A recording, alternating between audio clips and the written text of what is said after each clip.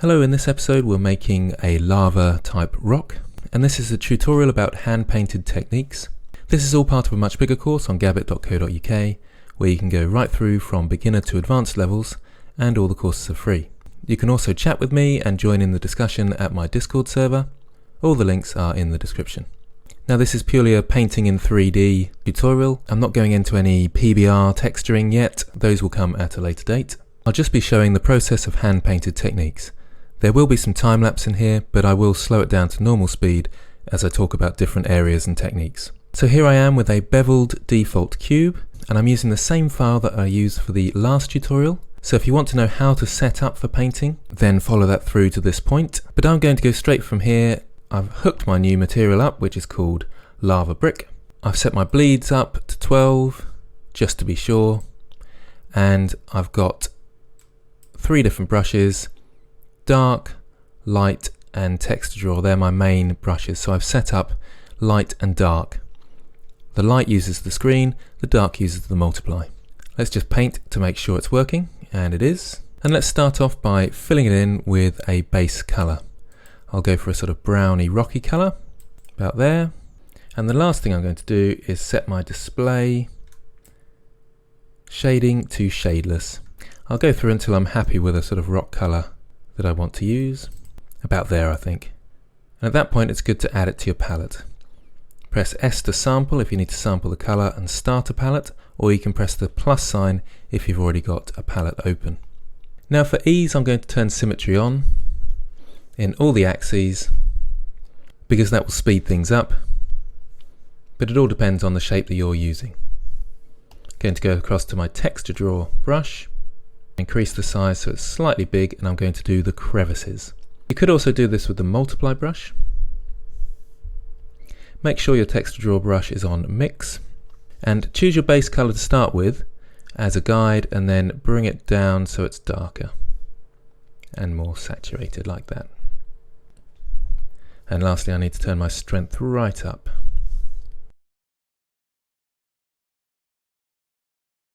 And I'm just drawing a sort of brick type pattern.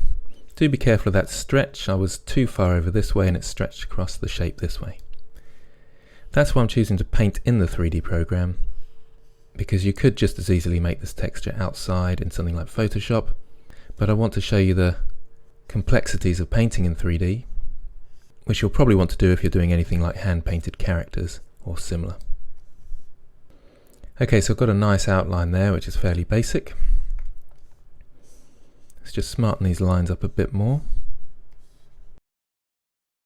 And that will do fine. Now I can turn the symmetry off and start adding a bit of variation.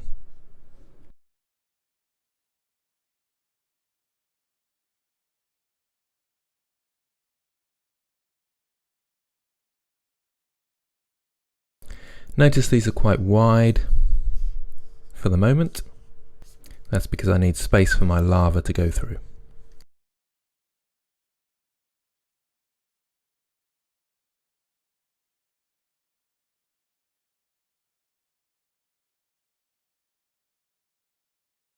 Okay, so this is probably a nice starting point, and I'll turn this section to 3D so you can see the shape.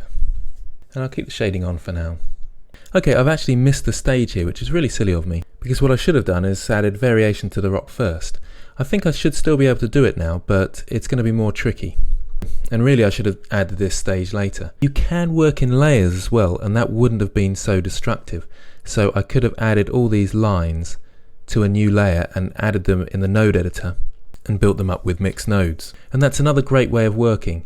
I'll probably show that in future episodes, especially as 2.8 seems to have better accommodation of that type of process. But let's have a go at it now, and we'll be slightly going over these lines. It shouldn't matter too much at this stage, but I thought I'd leave that mistake in to show the process and talk about the process. Okay, so let's make sure we've got a sample of that dark color, and we want slightly mixed colors. Bring our strength down and add a texture mask. So we'll add a new one, and I'll go up to my textures and I'll add a simple cloud based texture like that. Make my brush nice and big, and make sure you're on the right texture. I chose the wrong one, so brush mask here, brush mask texture as the label is down here, and change it to clouds. Now I'm going to go over my shape and just add a little bit of variation to different parts. In fact, I'm going to put the symmetry on again. Be a bit careful with symmetry, so you don't want it looking too symmetrical in places. And my computer's struggling a little bit because I'm filling in so much of the pixels at the same time. So keep adding bits of variation, and you might want to add the colours to your palette as well. That part looks very symmetrical, looks a bit odd. I'll tidy that up later, I think.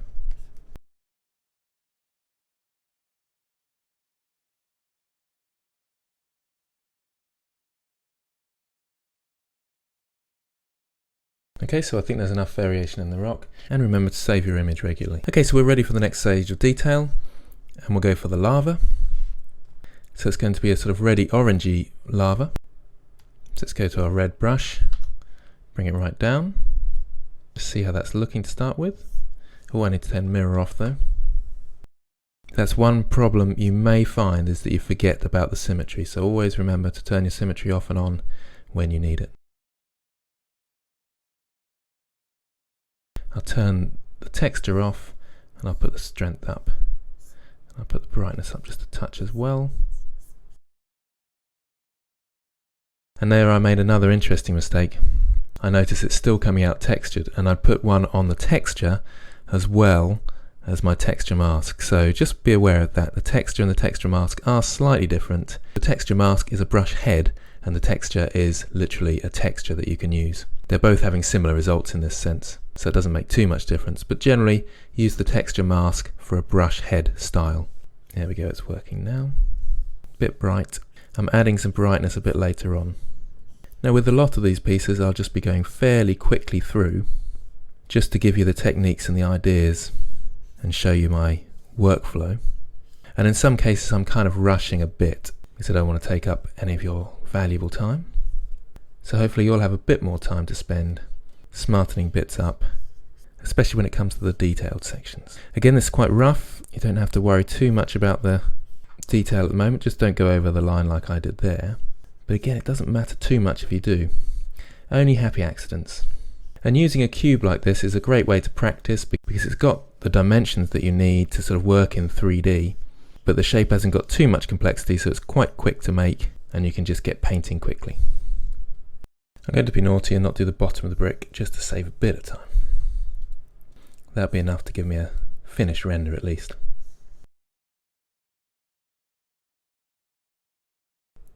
Okay, I'm going to add that colour and add a bit of a variation to this.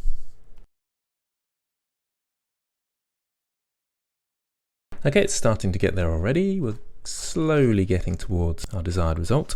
Now we can start adding a bit of detail. So we'll start with the lava. We'll add a bit of a wider channel in places and increase the value slightly, painting over it. So just clean up certain areas.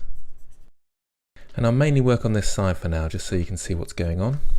You can see there, with a bit of variation, it looks slightly more interesting and dynamic than this side here. So I'll add a bit more to this side.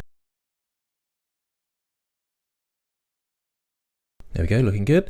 And then I'll change to a yellow colour now. Increase the brightness, go in towards white slightly, and just on tiny bits, give it a burst of sort of heat. So again, sort of filling in, blocking out, and when you start going towards the detailed areas, that's when you bring your brush size down, and you can add that bit of glare. Now you might find this bit a bit easier if you go across to a light brush, a screen brush. So I've got this one set to screen, and I'll sample that colour quickly. But you just have to be a bit careful with screen that you don't go too far. You can see a sort of whiteness coming through there, and I think that's a bit too much. So I'm going to tone that back with a few undos. And that's why I like to work preferably in the texture draw brush, because you've got that control, you know the colour you're aiming for and reaching, and you can just bring down the strength if you're worried it's going overboard, and then it slowly fills up with your desired colour, as you can see there. So I'll go around adding these bits of detail. And basically I know it's always going to go to this point here, whereas the screen brush will go all the way to white. The more you press, the more it will go towards white. So it's always adding a lighter shade every time you brush over. And if it's taking you too many brush strokes to get to the stage that you want of that brightness, then you increase the strength. And it will get there quicker. But if you start off too strong, so if I stay at 1, I'm suddenly to the colour that I'm going to end up much quicker. Because I'm using a stylus, it doesn't get there quite as quick because there's pen pressure. So it never quite goes to 1 unless I push really hard. Someone was asking me about pen pressure the other day. And yes, there's the 2 brushings. I've got my radius and my strength set to pen pressure. So the harder I push down, the thicker my brush and the more that comes out. So this is starting to work, isn't it? As lava, sort of cracked rock. I might move a bit faster, so I'll bring my strength up.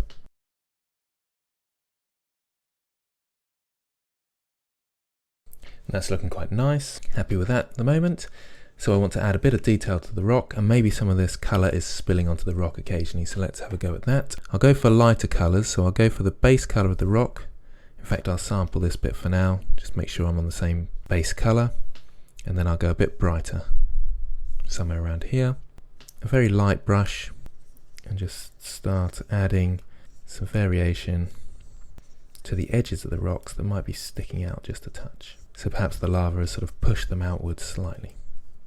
Okay, so we can see a tiny bit of variation there in height. We could even go some darker areas. I'll just add this sampled colour so we've still got it.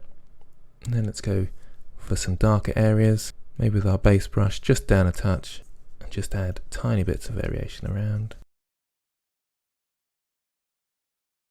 And let's add a tiny bit of colour variation this time. This time I might go to my screen brush now, so I can really bring out the edges, but with a colour variation just a tiny bit. No, I'm going to bring that down back to my texture draw brush.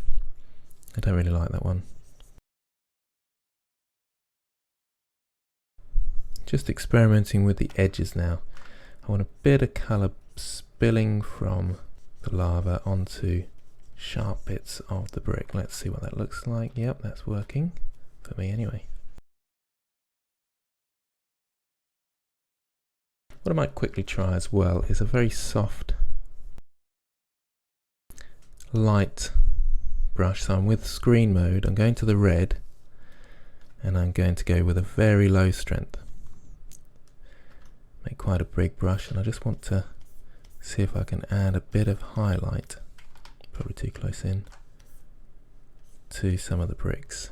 Maybe not such a big brush. As if the lava is lighting areas of that brick. The interesting thing about this is it's unusual lighting, because just as much light is coming from the lava as is coming from your lights in the scene.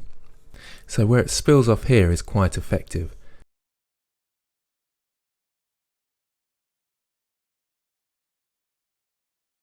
There may be some spots as well where you want the lava to almost be bursting through the rocks.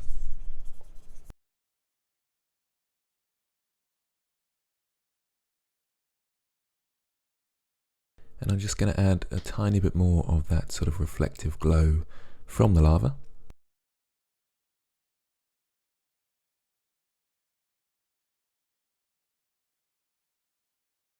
Now I'm just going to go back to those highlight, add a couple of those into the rocks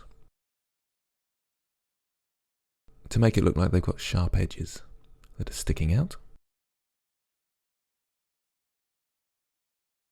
So there may come a point where you're thinking, I can't quite find the corners, so I know where to go with my rocks and things. Well, then just bring up your side menu and turn off shadeless. That way you can see more where those corners are. And if you still can't see it particularly well, then you need to go into object mode, turn it to flat shading, back into texture mode, and you can really see the edges.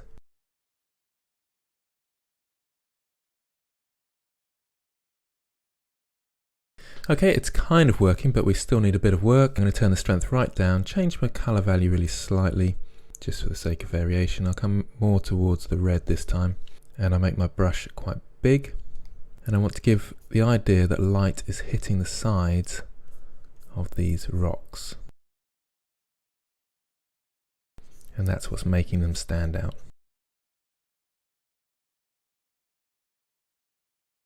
I might bring back my texture mask at this point.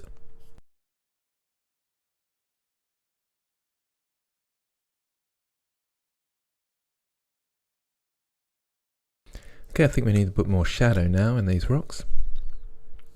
So I'll go to my dark brush, choose a shadowy colour. And I'm trying to add just a bit of depth to these rocks. The trick is, the light's probably coming from this direction, let's say, down here. But the light from the lava is also lighting it. So in this case, the rock's quite thin and the lava's just in the background. So there's a tiny bit of light coming through. But generally, because it's thin, that means this bit would be quite dug in. So I want to make it quite dark in this area, as if the light's not really hitting it, to give the illusion of depth. And then it hits that lava and there's a tiny bit of light coming from it. Looks a bit strange at the moment, but hopefully if we put a bit of light on the other side across here, it starts making a bit more sense, like it's sticking out. We probably need a bit more light in other places. There's probably a bit too much darkness there. I'm using my light brush just to lighten it up a bit. And it's slowly getting there. You can probably tell from this that I still need a fair bit of work on my painting technique. But hopefully you can get something from this to guide you, if it's only the ideas and the basics. If you're a really accomplished artist, you probably won't be watching what I'm doing here. Or you might be watching and laughing, perhaps. Okay, I'm going to make bits of the edge stand out. I'm going to go back to shadeless and just make bits of the edge stand out. I might go a bit more towards white.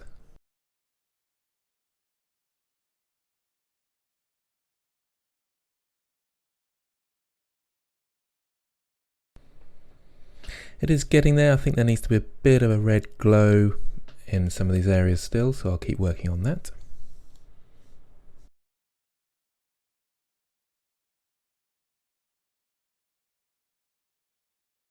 And that's starting to get there. Now we can really add some sharp highlights. I'll get my light brush, go right up towards white again. Brush quite small this time. Bit more strength. Maybe a tiny bit of red in there.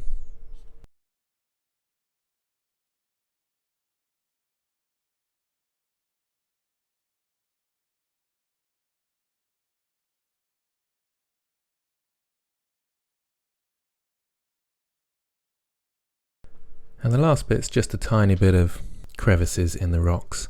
So I go to my dark brush, fairly high strength again. We'll stick on a reddish dark colour, but just give it some crevices.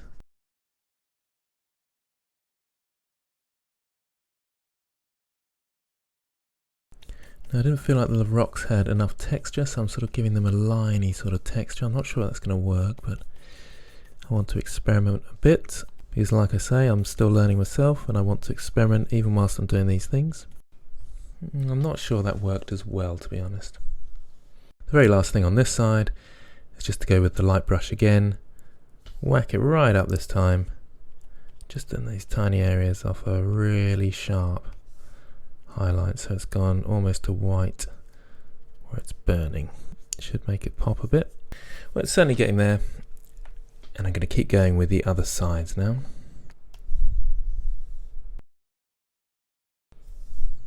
Hopefully I'm going to get better as I go.